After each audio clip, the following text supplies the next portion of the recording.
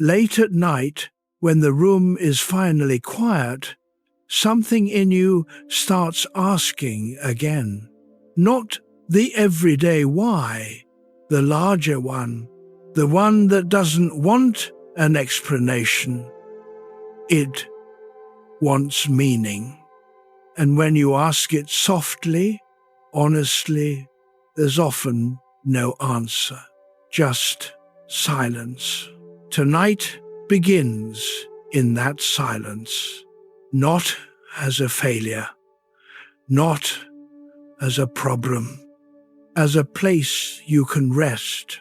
Because the strange truth is this: the mind doesn't ask these questions when it's broken. It asks them when it finally feels safe enough to be honest. So we'll sit with the oldest uncomfortable fact. The universe may not explain itself, and you may never get the final answer you were trained to look for. But peace doesn't require an answer. It only requires that you stop demanding one. This is a journey into the absurd, the gap between the human need for meaning and a world that does not reply. And the gentle turn we'll make tonight is simple. Meaninglessness doesn't have to become despair. It can become refusal, and then quiet rebellion, and then something even quieter. A life with rhythm, with repetition, with everyday dignity. So let the phone stay face down. Let your shoulders fall, and let the silence be what it is. We'll begin where it usually begins, with the shock. Chapter 2, the shock of meaninglessness. There's a moment that comes for almost everyone. Sometimes it arrives suddenly. A loss, a failure, a betrayal that shatters the story you'd been living inside. Sometimes it creeps in slowly. Year after year of doing what you're supposed to do, checking the boxes, climbing the ladder, and then one day realizing none of this feels like it matters. And sometimes it arrives at night. The room is dark. You're lying there. And for no clear reason, the floor drops out. Everything you've been working toward, everything you've been telling yourself about why your life has value, suddenly feels thin, arbitrary, like a story you made up to keep yourself going. This is the shock of meaninglessness. Not depression, not nihilism exactly. Something quieter, more disorienting. It's the sudden recognition that the meaning you thought was built into the world was never there. You put it there, and now you're not sure why. The philosopher Albert Camus called this the absurd. But he didn't mean absurd like ridiculous or silly. He meant the collision between two things that cannot be reconciled. On one side, you, a human being wired to ask why, to search for purpose, to need things to make sense. On the other side, the universe, silent, indifferent, offering no grand plan, no moral arc, no cosmic justice. Just stars burning out, atoms rearranging, events without meaning, happening without reason. And you, standing in the middle, asking, "Why am I here? What does this mean? What should I do?" And the universe does not answer. Not because it's cruel, not because it's testing you, but because it has nothing to say.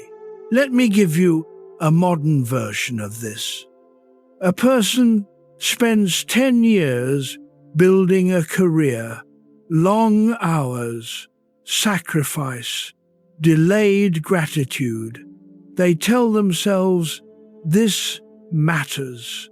This is building toward something." Then, one day, they achieve it. The promotion, the recognition, the thing they were chasing. And they feel nothing, not joy, not pride, just a quiet, uncomfortable question. Was that it? They look around at their colleagues, still chasing the same thing, and they realize everyone is performing meaning. Everyone is pretending this matters more than it does, and the pretending worked right up until it didn't. This is not a failure of ambition. It's not burnout exactly. It's the moment the script stops working. The moment you realize, I was chasing relief, not joy. I was chasing the feeling of mattering, not the reality of it. And now I'm standing here and the relief is gone, and I don't know what I was doing any of this for. That's the shock. And here's the small detail that changes it. Most people, when they hit this moment, do one of two things. They either run back into the story, find a new goal, a new identity, a new reason to believe it all matters, or they collapse into despair. If nothing matters, why bother? But there's a third option, and it's the one most people overlook. You can stay right here in the shock and refuse to run. Not because it feels good, but because running only delays the question, and the question, once it's been asked, doesn't go away. So let's take one step deeper. Let's look at why you're built to ask in the first place. Chapter 3, The Human Need to Ask. Here's something strange about being human. You can't not ask. You can distract yourself. You can avoid the question for years, maybe decades. You can fill your days with work, relationships, scrolling, achieving, consuming, but eventually, in the quiet moments, the question returns. Why? It's not a choice. It's wired into you. You are meaning-making by design. From the moment you're born, your brain is pattern-seeking. It looks for cause and effect. It builds narratives. It turns chaos into story. This is how you survive. You learn fire burns. Strangers can be dangerous. Hard work sometimes pays off, but the same mechanism that helps you survive also drives you towards something bigger. You don't just want to know how things work. You want to know why they matter. You don't just want to get through the day. You want the day to mean something. And this is where the trouble starts. Because the need for meaning is real. But the universe doesn't provide it. Let me give you an everyday example. Imagine you're in a conversation and someone says something hurtful. Your brain immediately starts asking, why did they say that? What does it mean about me? What does it mean about us? You can't just let it sit there as a neutral event. You have to make it mean something. And in that moment, meaning-making protects you. It helps you decide, do I trust this person? Do I need to change something? But now scale that up. You're not just asking why someone said something. You're asking, why am I here? Why does anything exist? Why do I suffer? Why do I love? Why does it all end? And the same brain that helps you navigate daily life is now demanding an answer to a question the universe was never designed to answer. This is the human condition. You are built to ask. And the world is built to be silent. Not hostile, not punishing, just indifferent. And this is where the real philosophical problem begins. Because you can't stop asking, but you also can't get an answer. So, what do? Historically, humans have done the same thing over and over. They invent answers.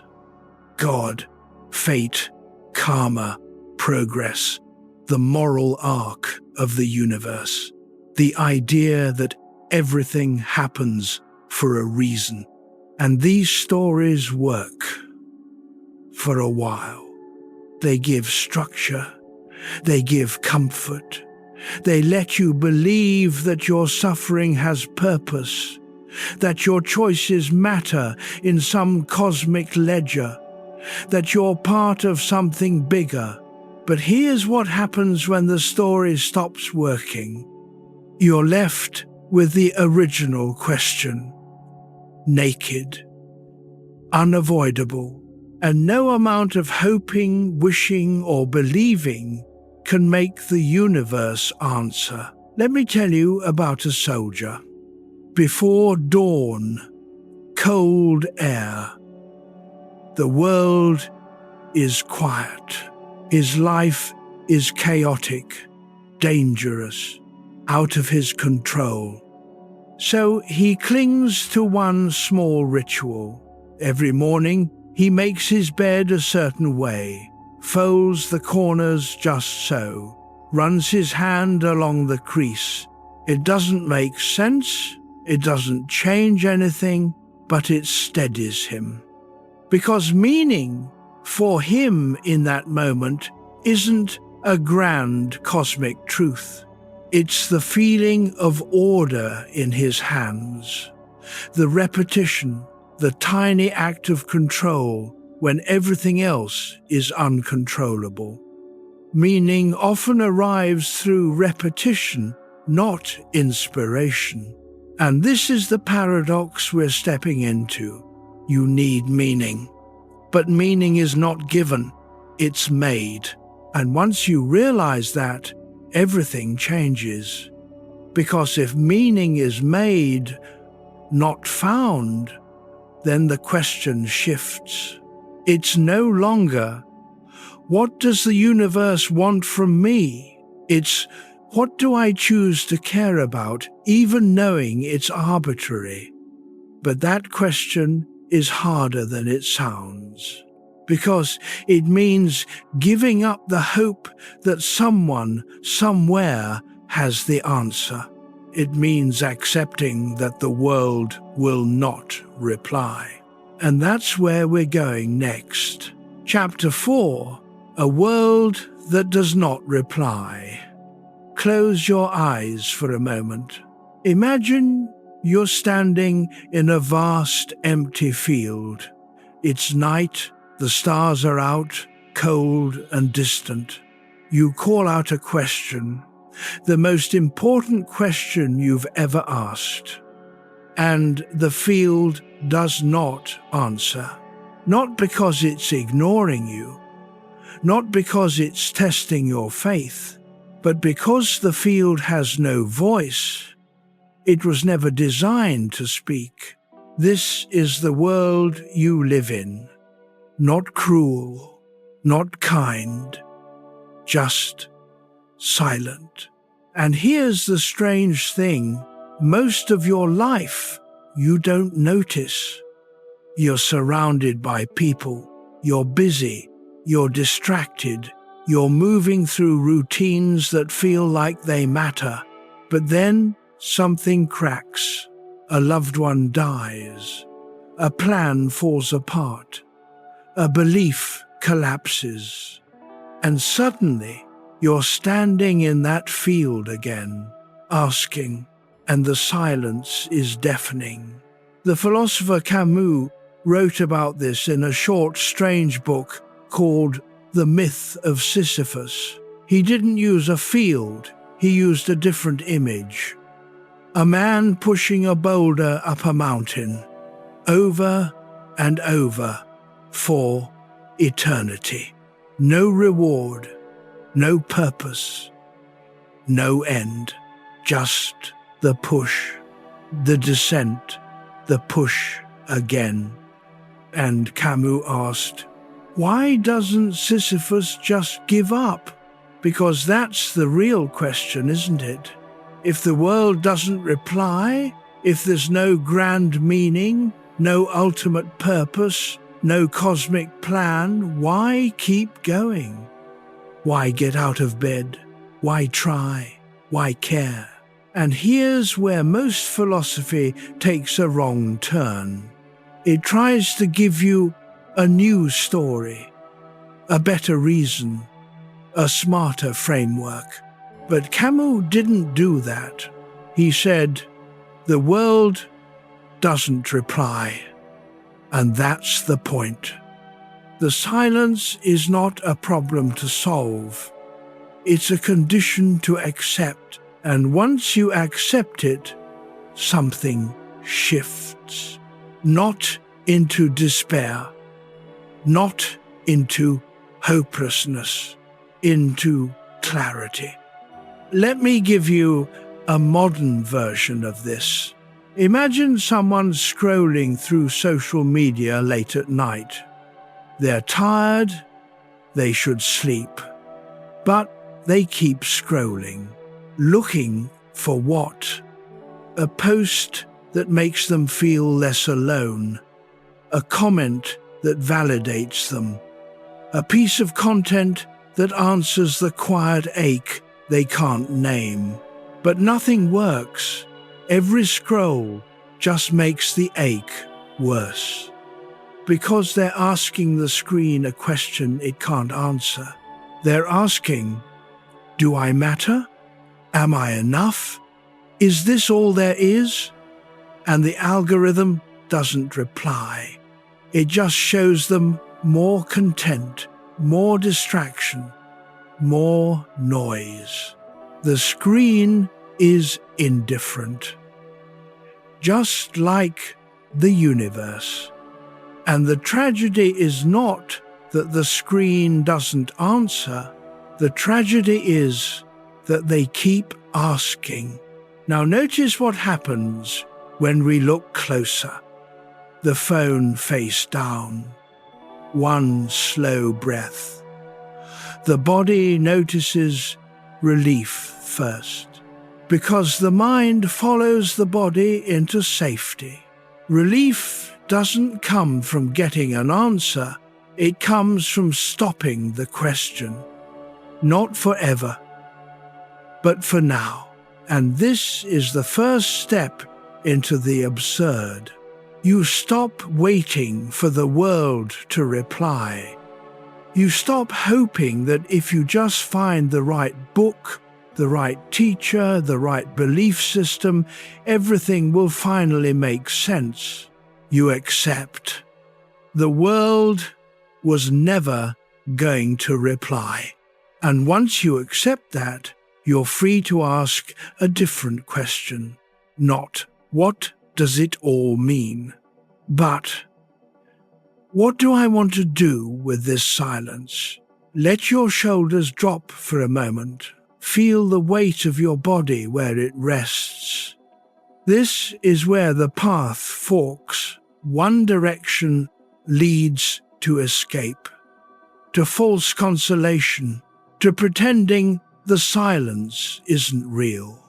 The other direction leads deeper, into exhaustion, into the temptation to give up entirely. But there's a quieter layer beneath that, a third path, and it begins with understanding why hope itself can become a burden. Chapter 5: Exhaustion of Hope.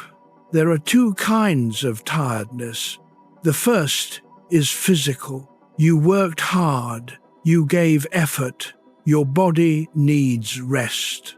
The second is existential. You've been hoping for too long. And hope, when it's never fulfilled, becomes its own kind of weight. Let me explain. Hope is not neutral. It's not passive. Hope is a story you tell yourself about the future, a belief that things will get better, that suffering will be redeemed, that meaning will eventually arrive. And when you're young, hope feels light. It feels like fuel. But as you age, as you live, as you watch the years pass without the redemption you were promised, hope starts to feel heavy. Because every time you hope, you're also bracing for disappointment. Every time you tell yourself, this will matter, you're setting up a test the universe might fail. And eventually, you get tired. Not of trying, not of living, but of hoping. This is the exhaustion Camus was pointing to. The exhaustion of waiting for the world to make sense. The exhaustion of believing that if you just work hard enough, love deeply enough, suffer nobly enough, the universe will reward you with meaning, and then realizing it won't. Not because you failed, but because the universe was never keeping score. Let me tell you a story. A person writes a letter late at night. A letter they may never send. They want closure. They want to say everything they've been holding inside.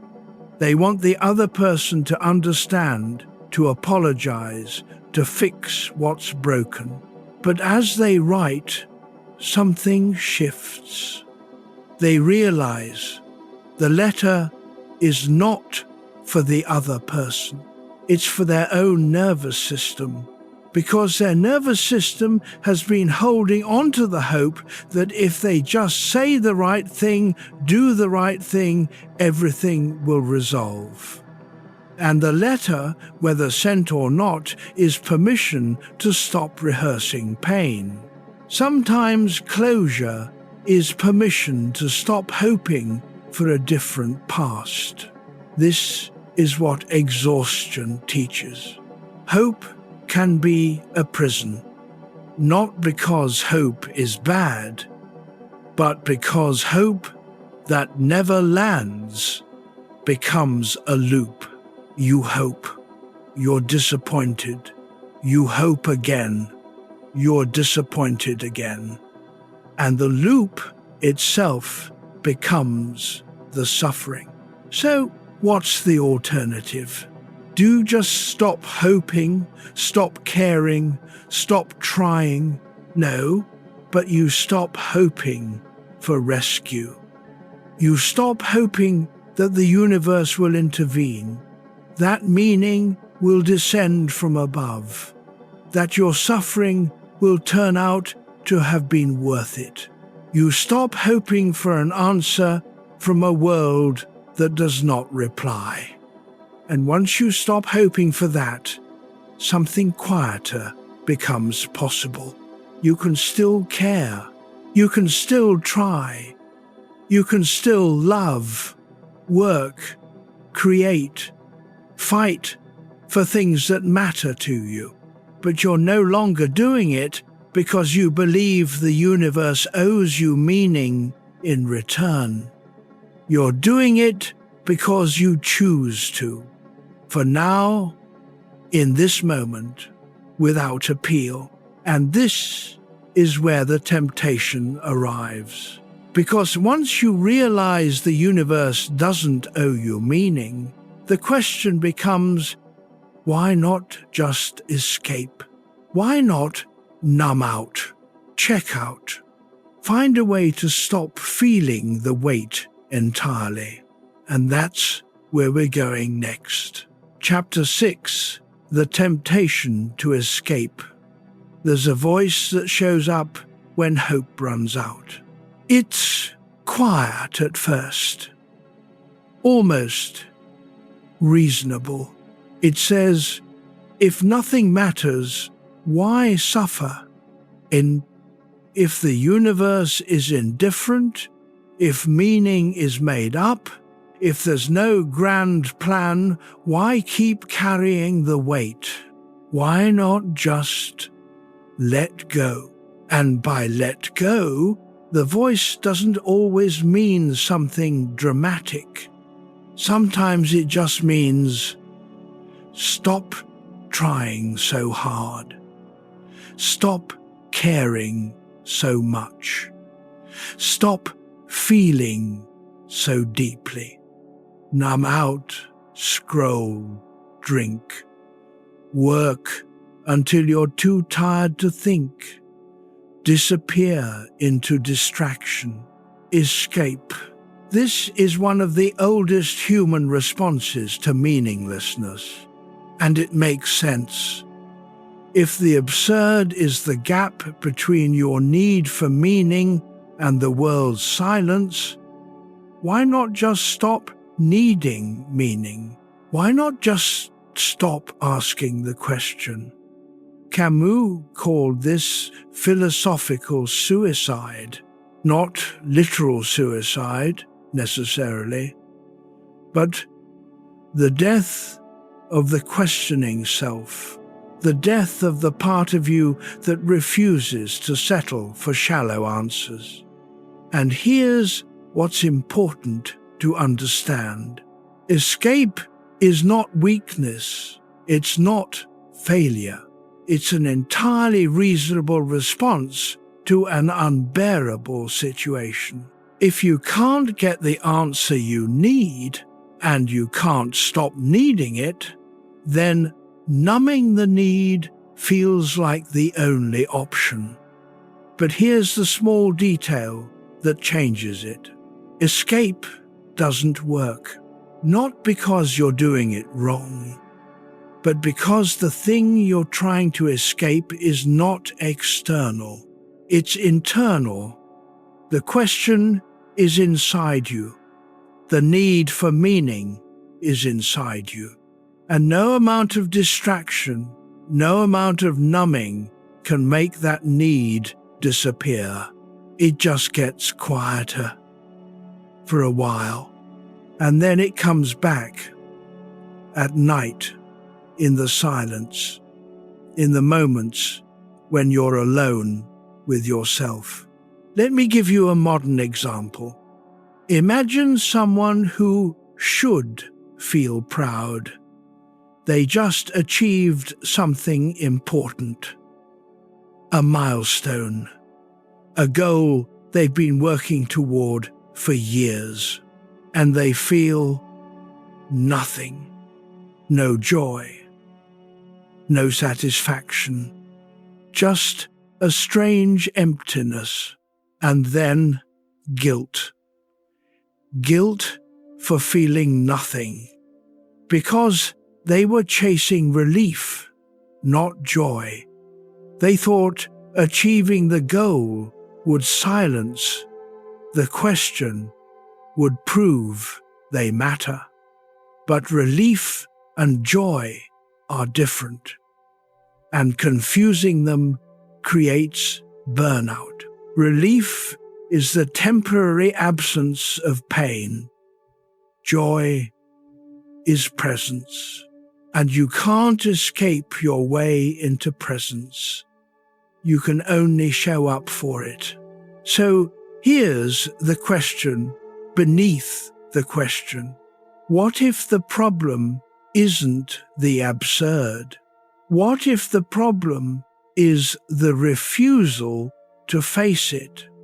What if the exhaustion you feel isn't from the lack of meaning, but from the constant effort to pretend meaning exists somewhere outside you? What if escape is just another form of hope? Hope that if you numb enough, distract enough, avoid enough, the question will go away. But it won't. And this is where the philosophy turns. Because once you realize escape doesn't work, you're left with two choices. You can collapse into despair, give in to the meaninglessness, or you can do something stranger. You can refuse. Not refuse the absurd. You can't. It's there. It's real. But refuse to let it win. Refuse to run, refuse to numb, refuse to pretend, and refuse to give up. This is the heart of absurdism, not acceptance in the passive sense, not surrender, but defiance. Quiet, stubborn, ongoing. And that's what we're stepping into now. Chapter 7, Refusing False Consolation. There's a kind of comfort that makes things worse. It arrives when you're suffering, when you're confused, when the question has worn you down, and someone offers you an answer. They say, everything happens for a reason. Your pain has a purpose. The universe has a plan. You just have to have faith. And part of you wants to believe it. Because belief is easier than uncertainty. Story is easier than silence. But another part of you knows it's not true. Not because you're cynical, not because you've given up, but because you've lived long enough to see that bad things happen to good people, that suffering is random, that the universe does not intervene, and pretending otherwise doesn't make it stop. It just makes you feel crazy. This is what Camus meant by false consolation. The stories we tell ourselves to avoid the absurd. Religion, ideology, the belief in progress, the belief that hard work guarantees reward, the belief that love conquers all. Not all of these are false. Some contain truth, but when they're used as a shield against meaninglessness, when they're used to avoid the question rather than face it, they become traps. Because here's what happens when you cling to false consolation. You start living in tension with reality. Reality says, the world is indifferent. People die randomly. Justice is not guaranteed. Meaning is not built in. But the story says, everything will be okay. Everything has a reason. If you just believe hard enough, try hard enough, the universe will take care of you, and the gap between the two creates suffering. Not the suffering of the absurd. That's clean, that's honest, but the suffering of cognitive dissonance, the exhaustion of pretending things make sense when they don't. Let me give you an everyday example. Someone loses a job. It's unfair, it's random, bad timing, bad luck, bad management. And a well-meaning friend says, "Everything happens for a reason. This is probably opening a door to something better." And the person nods, smiles, says, "Thank you." But inside, they feel worse, because the consolation doesn't match their experience. It dismisses their pain. It forces them to believe their suffering has a hidden purpose they're supposed to trust. And if they can't find that purpose, they start to feel like they're failing at meaning itself. This is the trap. False consolation asks you to surrender your honest experience in exchange for a comforting story. But honesty, even when it's uncomfortable, is more stabilizing than fantasy. So, what's the alternative? Do you just accept that nothing has meaning and move on? No. You refuse the false consolation without collapsing into despair. You stay with the truth. The hard, uncomfortable truth. The universe does not have a plan for you. Your suffering does not have a cosmic purpose. The story you were told about how life works, it's not guaranteed. And then, instead of running from that truth, you live inside it. You make meaning anyway, not because the universe asks you to, not because it's written into the fabric of reality, but because you decide to. This is the refusal Camus was pointing toward. A refusal to escape, a refusal to pretend, a refusal to give up, a quiet, stubborn insistence that even in a meaningless universe you will still choose to care. Not because it makes sense, but because it's yours. Now we can hold this more gently, because refusal at first sounds exhausting. It sounds like a fight you can never win.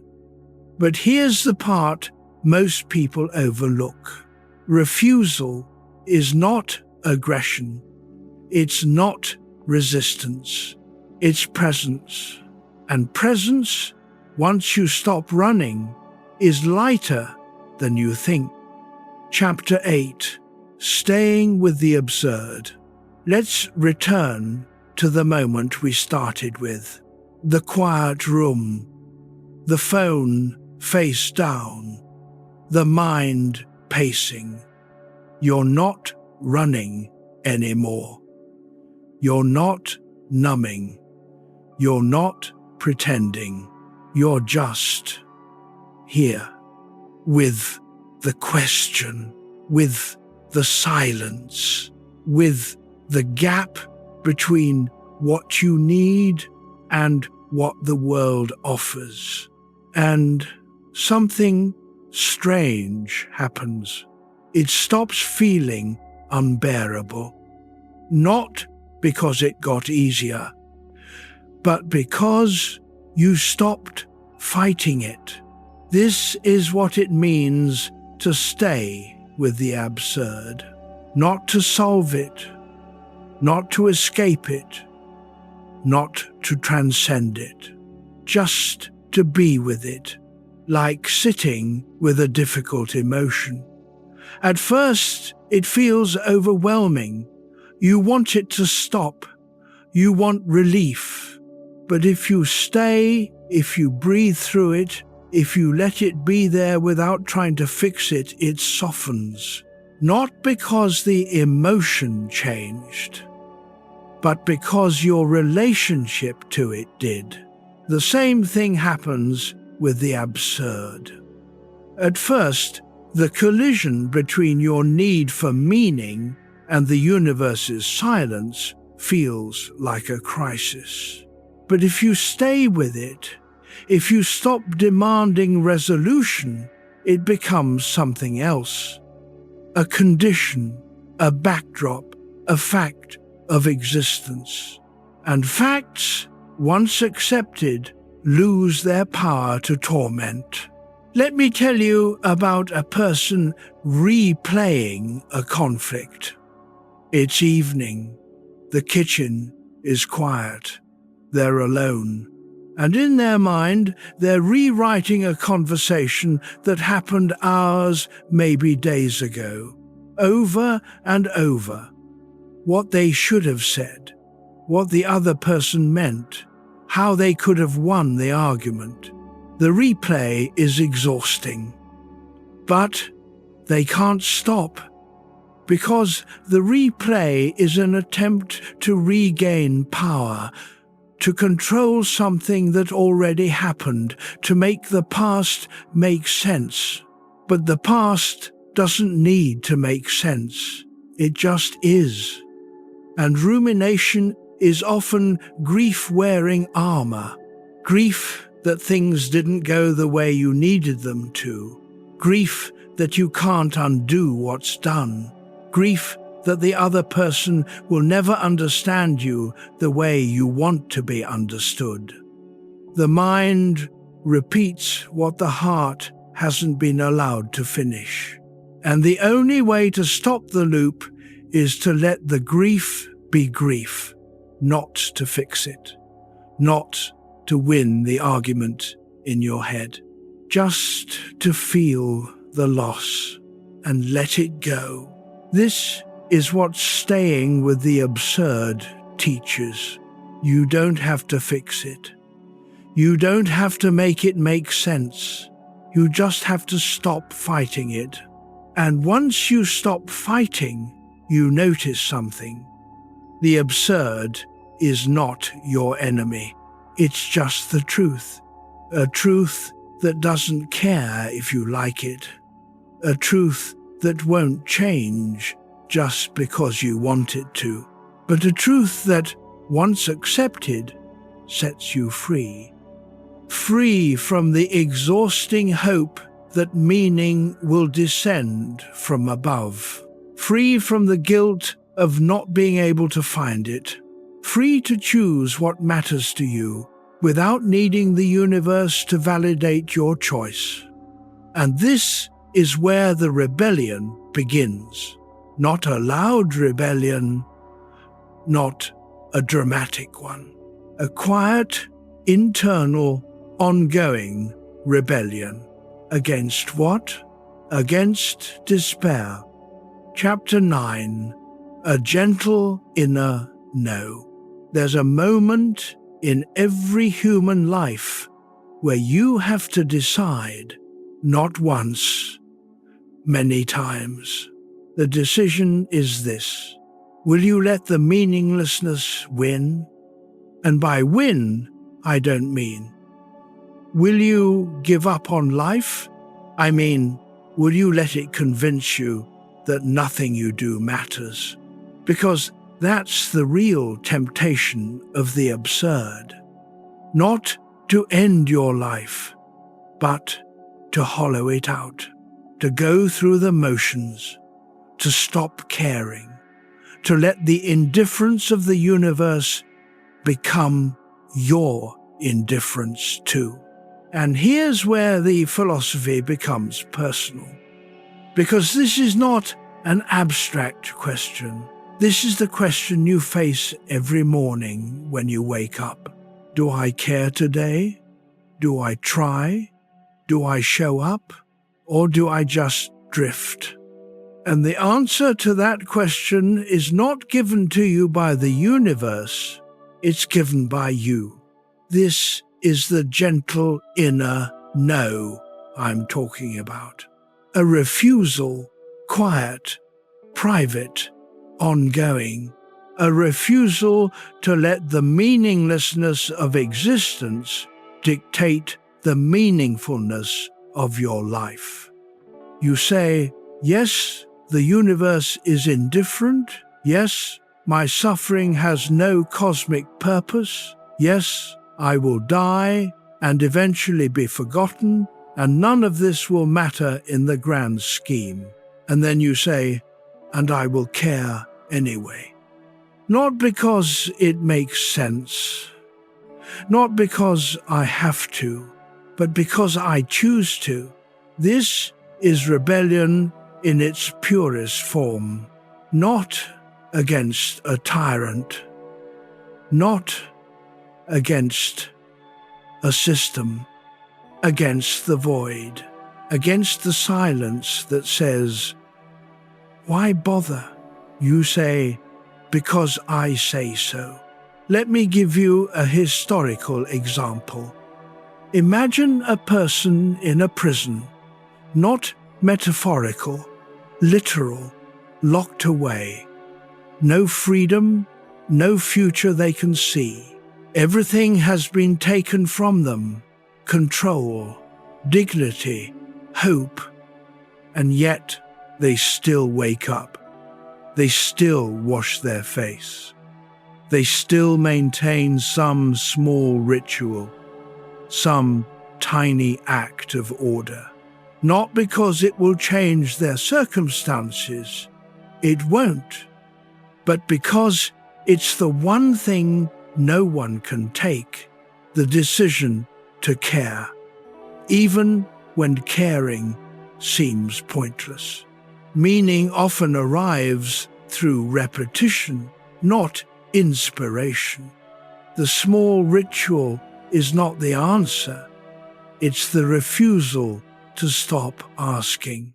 And that refusal, that quiet, stubborn insistence on presence, is the shape of rebellion. Now, here's the strange thing. This rebellion doesn't feel heroic. It doesn't feel dramatic. It feels ordinary, like getting out of bed when you don't want to, like being kind when no one is watching, like finishing a task that no one will notice. It feels like showing up, again and again, without applause, without guarantee, without cosmic validation. And yet, it's the most defiant thing a human being can do. Because the universe says, it doesn't matter. And you say, I will make it matter. For me, for now. This is the heart of absurdism, not optimism, not pessimism. Rebellion. And now we can widen the lens, because rebellion by itself is not enough. You need a shape for it, a way to live it. And that's what we're moving into now. Chapter 10, The Shape of Quiet Rebellion. Rebellion without shape is just noise. It's frustration. It's resistance, it's fighting for the sake of fighting. But rebellion with shape, that's something else. That's a life. So what does rebellion against the absurd actually look like? Not in theory, in practice, in the small, ordinary moments that make up a day. Here's what it doesn't look like. It doesn't look like grand gestures. It doesn't look like heroism. It doesn't look like transcendence. It looks like showing up. It looks like doing the dishes even though they'll just get dirty again. It looks like having the conversation even though it might not fix anything. It looks like planting a garden, even though you know winter will come. It looks like choosing to care, without needing the care to be cosmic. Let me tell you about someone under pressure. before dawn. The air is cold. Life feels out of control. So they cling to one tiny ritual, making coffee a certain way, folding their clothes just so, a morning walk, same route, same time. It doesn't solve anything. The pressure is still there. The chaos is still there. But the ritual becomes a doorway to steadiness. Not because the ritual is magic, but because repetition creates rhythm, and rhythm creates presence, and presence is rebellion, because presence says, I am here, right now. Even though nothing guarantees tomorrow, this is the first shape rebellion takes: rhythm. Not routine for the sake of control, but rhythm for the sake of presence.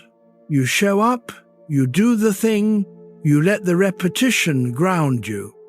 Not because it matters in the cosmic sense, but because it matters to you in this moment. The second shape is connection, not connection to the universe, not connection to God or fate or some grand narrative, connection to other people. Because here's the paradox. The universe doesn't care, but people do. You can look another person in the eye and see that they're struggling too, that they're carrying the same weight, that they're asking the same questions. And in that recognition, something shifts. You're not alone in the absurd. You're together in it, and together the silence feels less crushing. Not because it's less true, but because you're not carrying it alone. The third shape is creation, not creation for immortality, not creation to leave a legacy, but creation for its own sake.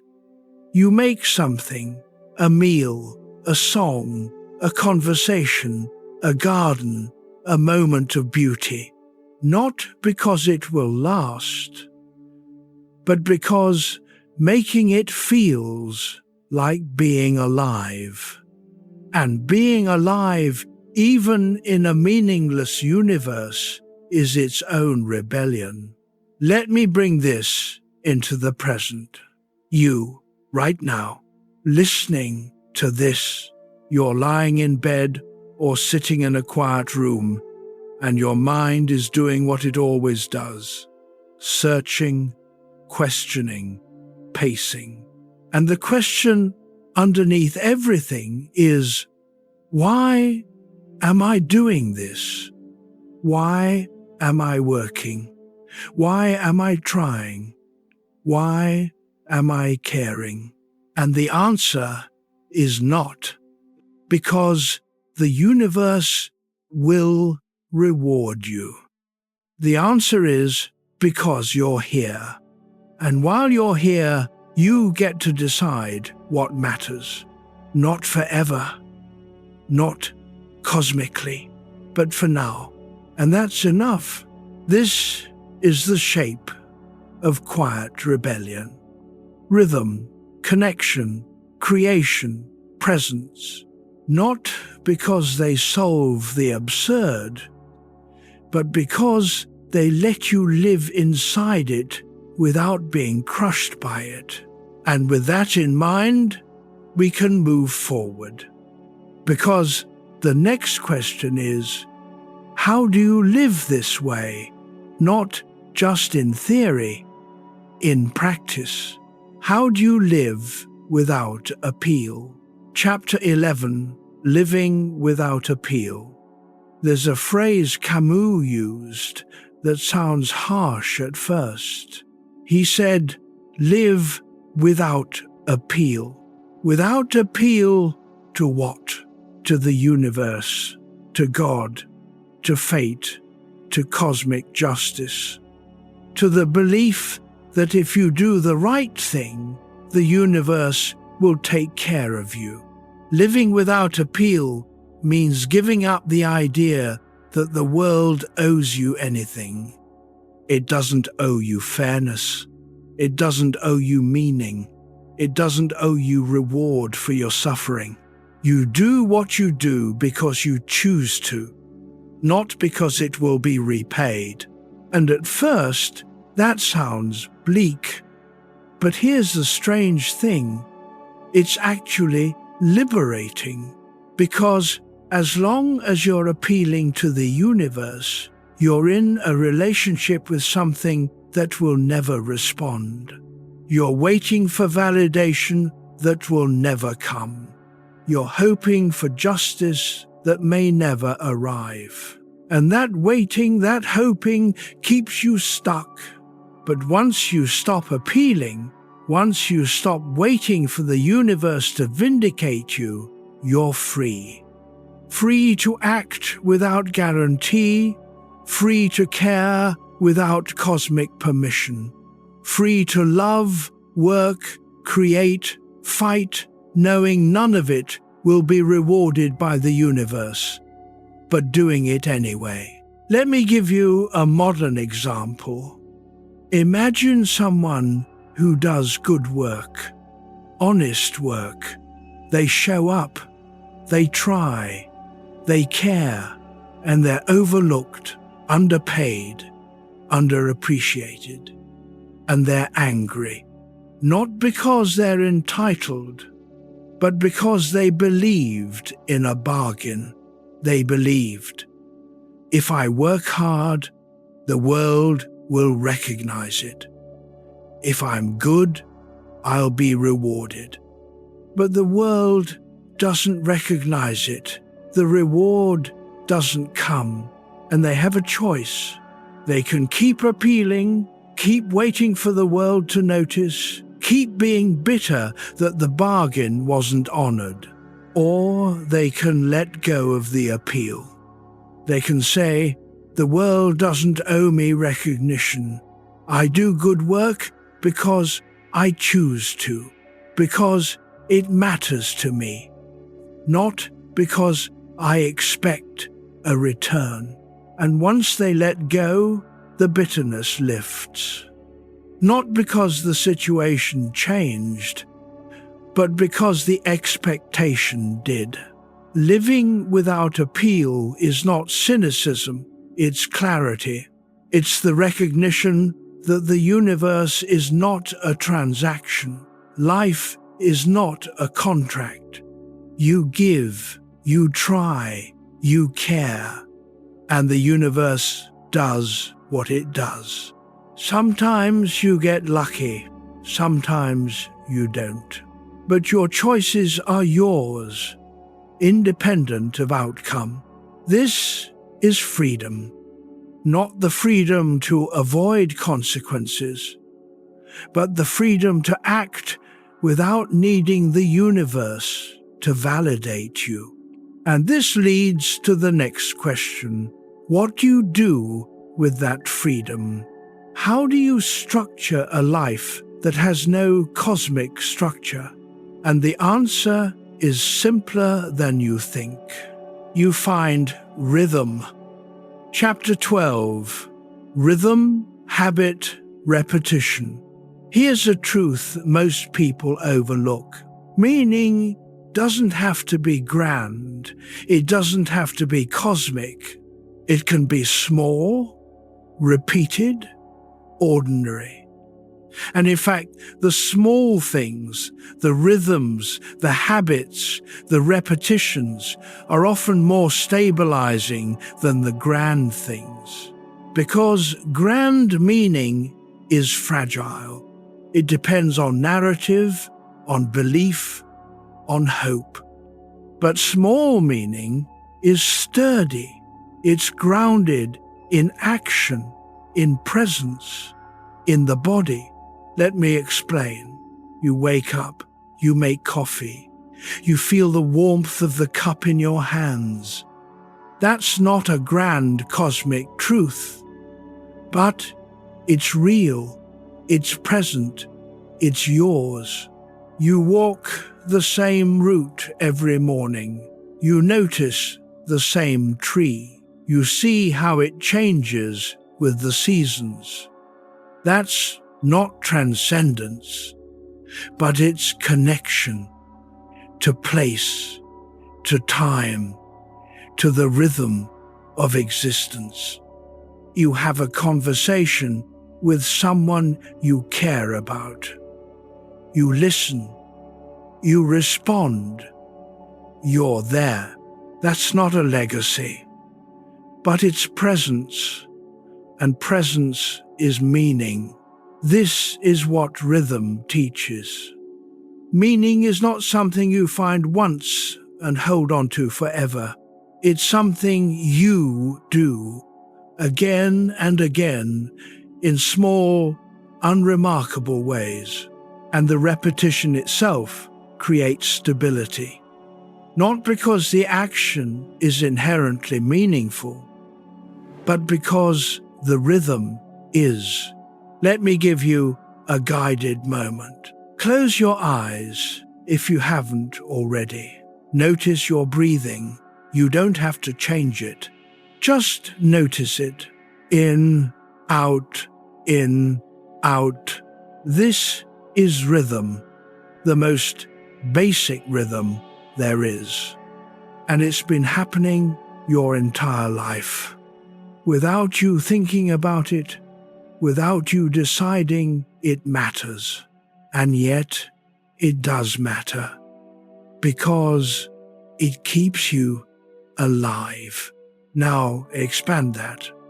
What are the rhythms in your life that keep you alive, not physically, but emotionally, mentally, spiritually? What are the small things you do again and again that ground you? Maybe it's a morning walk. Maybe it's cooking dinner. Maybe it's the way you say goodnight to someone you love. These are not grand gestures, but they're yours, and they're enough. Because meaning is not built from cosmic truths.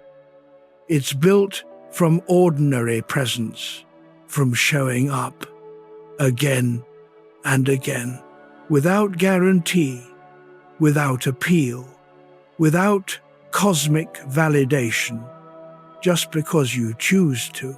And this is where habit becomes sacred. Not sacred in the religious sense, but sacred in the human sense. Sacred because it's chosen, because it's yours, because it grounds you in a world that offers no ground. Let your breath slow. Let your body settle. You don't have to solve the absurd. You just have to live inside it. And living inside it looks like this: rhythm, habit, repetition. The next chapter will show you how this plays out in everyday life. Chapter 13. Ordinary days, ordinary dignity. Let me paint you a picture. An ordinary day. Nothing special. No crisis. No triumph. You wake up. You go through your routine. You work. You eat. You talk to a few people. You go to bed. And on the surface, nothing happened. No breakthrough. No revelation. No moment of cosmic clarity. Just a day. And here's the question: does that day matter? According to the universe, no. The universe doesn't notice your ordinary day. But according to you, that's a different question. Because ordinary days are where life actually happens. Not in the peaks and valleys, not in the dramatic moments, but in the quiet, unremarkable stretch between them. And if you're waiting for your life to matter only on the dramatic days, you'll miss the life you're actually living. This is what ordinary dignity means. It means treating the ordinary day as worthy, not because it's impressive, but because it's yours. You show up for it. You're present in it. You don't dismiss it as just another day. Because it's not just another day. It's the only day you have right now. Let me give you a modern case. Someone works a job that doesn't feel meaningful. It's not their passion. It's not changing the world. It's just work. And they spend years feeling like they're wasting their life, waiting for the real thing to start. But then something shifts. They stop waiting for the work to feel cosmically meaningful, and they start finding dignity in the work itself. Not because the work changed, but because their relationship to it did. They show up, they do the job well. They're kind to their co-workers. They take pride in small competencies, not because anyone is watching, not because it will be remembered, but because it's theirs, and they choose to care. This is ordinary dignity. It's not settling. It's not giving up on bigger dreams. It's recognizing that dignity is not granted by outcomes. It's chosen through presence, and presence is available every day, in every moment, even the ordinary ones, especially the ordinary ones. Now here's the part that ties this all together. Ordinary dignity is rebellion, because the absurd says, your ordinary day doesn't matter. It's meaningless. It's forgettable. And you say, I will treat it as sacred anyway. Not because it is sacred in the cosmic sense, but because I make it sacred by how I show up for it. This is the shape of a life lived without appeal. You don't need the universe to validate your day. You validate it yourself. You don't need cosmic meaning to justify your presence. Your presence is its own justification. And this, paradoxically, is where peace begins. Not because you solved the problem of meaning, but because you stopped needing to solve it. Let the next breath be slightly slower. Feel the weight of your body where it rests. You're not broken, you're not failing. You're learning how to carry the weight lightly. And that's what we're moving into now. Chapter 14, Carrying the Weight Lightly. Here's the image Camus kept returning to. Sisyphus, a man condemned to push a boulder up a mountain over and over for eternity. No reward, no escape, no end, just the push. And Camus said, we must imagine Sisyphus happy. And most people misunderstand that line. They think Camus is saying, embrace the suffering, love the struggle, find meaning in the grind. But that's not it. Camus is saying Sisyphus is happy because he stopped needing the boulder to reach the top. He stopped appealing to the universe to change the task. He accepted it. And in accepting it, he found a strange kind of freedom. The freedom to choose his relationship to the weight. He could carry it bitterly, resentfully, with despair. Or he could carry it lightly, not because it's not heavy, but because he's no longer fighting it.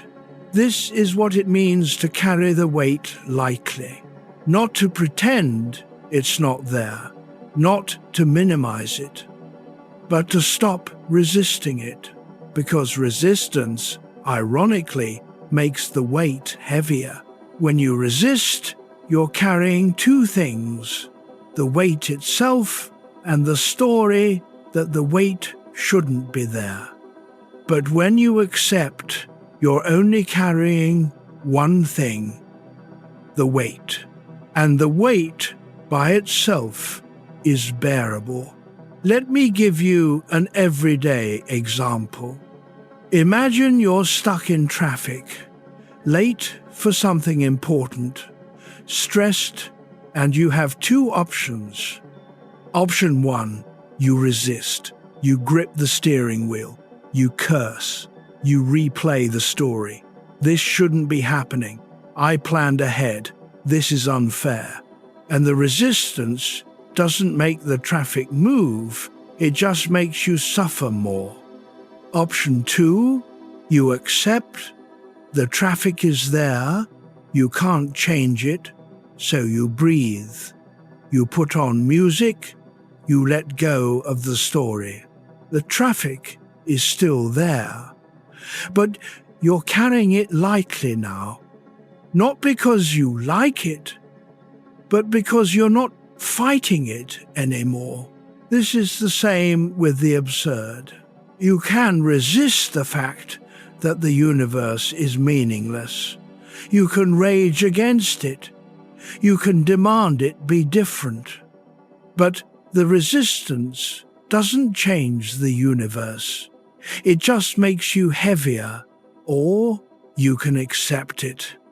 The universe is what it is, and you're what you are.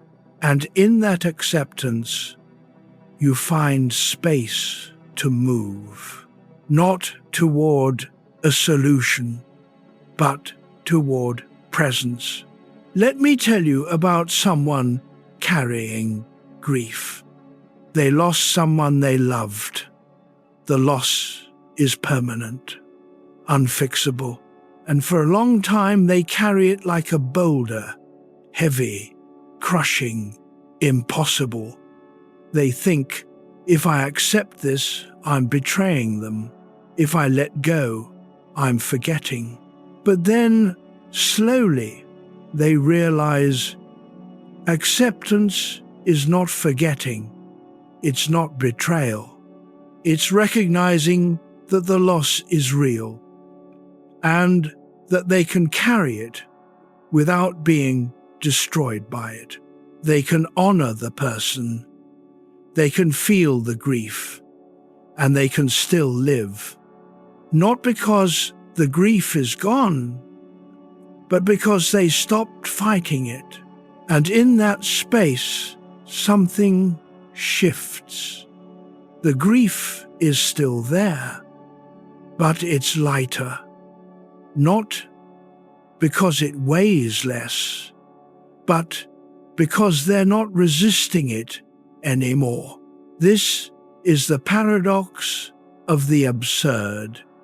The more you fight meaninglessness, the heavier it feels. But the moment you accept it, the moment you stop demanding the universe give you answers, you find you can breathe again. You can move, you can choose, you can live, not because the absurd went away, but because you stopped letting it crush you. Notice the air moving in and out. Feel the ground beneath you. You don't have to fix this. You don't have to solve it. You just have to carry it lightly. And from here, we can ask the final question. If meaning is not an answer, what is it? Chapter 15, Meaning as Presence, Not Answer. Here's the shift. Most people think meaning is an answer to a question. Why am I here? What's the point? What does it all mean?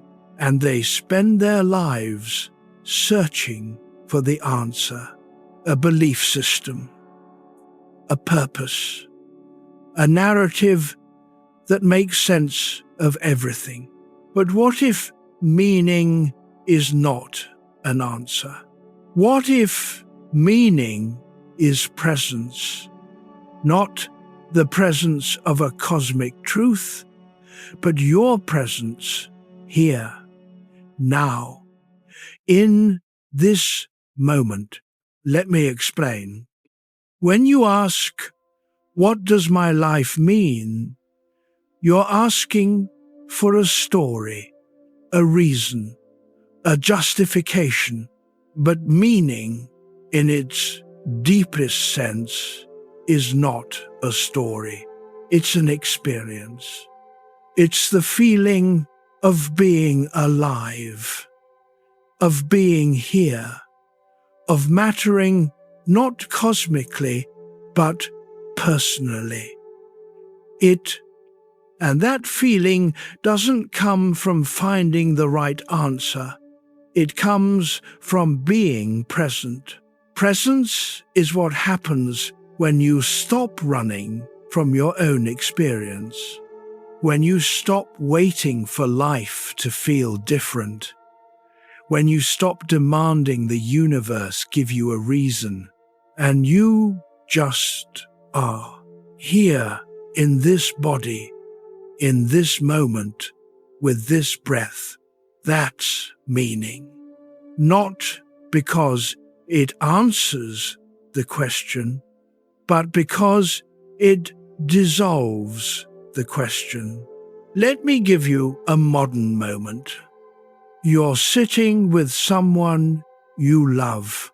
You're not talking, you're just there, together. And for a moment, the mind stops pacing. The questions stop. The weight lifts. You're not thinking about the future. You're not replaying the past. You're just here. And in that moment, you don't need life to mean anything, because you're living it. This is meaning as presence. It's not a conclusion. It's not a belief. It's not a narrative. It's just being here, fully, without resistance. And the paradox is, the moment you stop searching for meaning, you find it, not as an answer, but as an experience. This is what Camus was pointing to all along. The absurd is not a problem to solve, it's a condition to live inside. And living inside it without escape, without false consolation, without appeal, is its own form of meaning. Not cosmic meaning, but human meaning. The meaning of choosing, of caring, of showing up, of being present. Even when the universe doesn't care. Especially then, because that's when it's most defiant. Let your shoulders drop. Notice how your body feels where it touches the surface beneath you. You don't need an answer. You just need this moment. And this moment is enough. With that, we're ready to move into practice. Because philosophy without practice is just theory. And you don't need more theory. You need a way to live this. Chapter 16. Peace without resolution. Let's bring it all together now. We started in a quiet room. A restless mind. A question that wouldn't stop asking, why? And over the last 2 hours, we've walked through the terrain of that question. The shock of meaninglessness. The human need to ask. The world that does not reply. The exhaustion of hope. The temptation to escape. The refusal to run. The rebellion. The rhythm. The ordinary dignity. And the strange discovery that meaning is not an answer, but presence. So here's the final question. Can you have peace without resolution? Can you live without knowing why? Can you carry the weight of the absurd without being crushed by it? The answer is yes, but only if you stop waiting for the answer to arrive.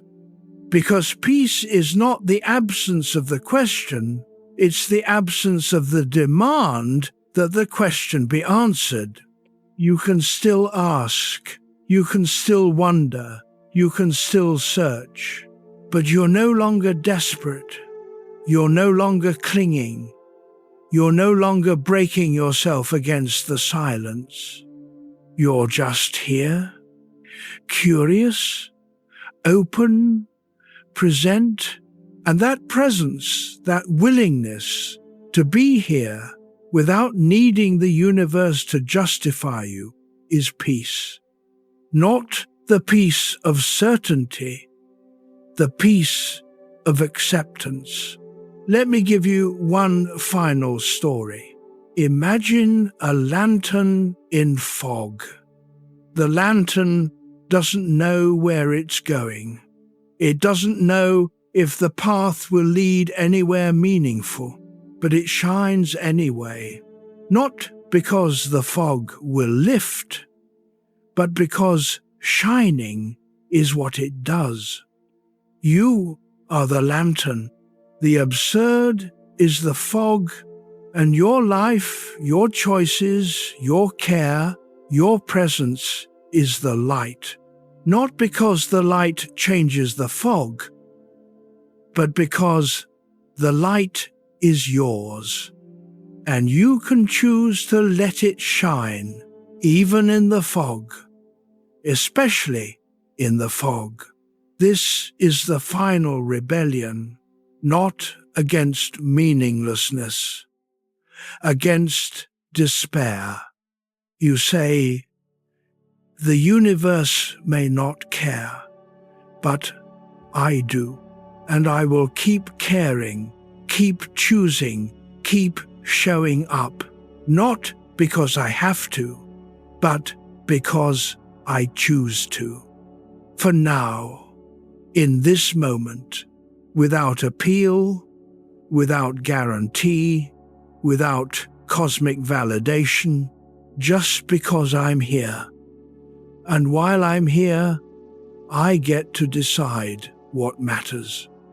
And that decision, that quiet, stubborn, ongoing decision, is freedom. Feel the weight of your body where it rests. Let the next breath be slow and easy. You don't have to solve this. You don't have to fix yourself. You're not broken. You're human. And being human in a meaningless universe is the most extraordinary rebellion there is. So, here's your practice. Not a fix, not a solution, just a way to carry this lightly. A 7-day path. Day 1. Notice the question. Today, just notice when the question arises. Why am I doing this? What's the point? Don't answer it. Don't fight it. Just notice it. And when you notice it, take one slow breath. You're not broken for asking. You're human. Day 2. One small ritual. Choose one small thing you do every day. Making coffee, a morning walk, washing your face, and do it with full presence, not because it matters cosmically, but because it's yours. Let the repetition ground you. Day 3, stop appealing. Notice where you're waiting for the universe to validate you, where you're hoping that if you just do the right thing, life will reward you, and gently let that hope go, not forever, just for today. You don't need the universe's permission to care. Day 4, carry something lightly. Find one thing you've been resisting, one weight you've been fighting, and just for today, stop fighting it. Not because you like it, but because resistance makes it heavier. Breathe, accept, carry it lightly. Day 5. Be present with someone. Have one conversation where you're fully there, not planning your response, not checking your phone, just listening, just present. This is meaning, not cosmic, but real. Day 6. Create something small. Make something, a meal, a note, a moment of beauty, not for anyone else, not for legacy, just because making it feels like being alive. Day 7. Choose your rebellion. Look at your ordinary day, the unremarkable, forgettable routine, and choose to treat it as sacred. Not because it is, but because you decide it is. This is rebellion. This is freedom. This is peace without resolution. And now, let the rest of the night be yours. You don't have to remember everything. You don't have to fix anything. You just have to rest, knowing that the absurd is there, that the questions will return. But you don't have to fight them anymore. You can carry them lightly. You can live inside them. You can choose what matters, without appeal, without guarantee, without resolution. And that's enough. The world is silent, but you are not. And your voice, your choices, your care, your presence matters. Not because the universe says so, but because you say so. Rest now. You've carried enough for today.